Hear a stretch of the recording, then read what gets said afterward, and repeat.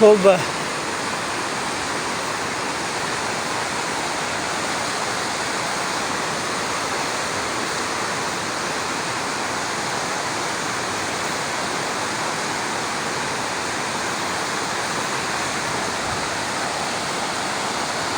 वो चौकी को बस अल्लाह ने बचाया है।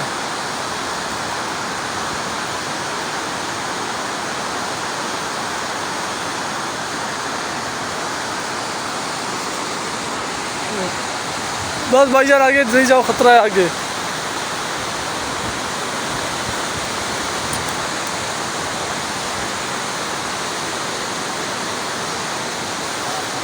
क्या सूरत हाल है यहाँ पे, तौबा।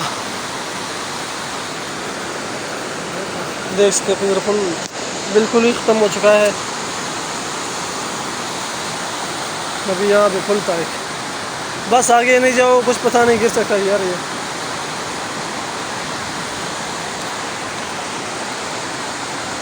चलो वापस चलते हैं।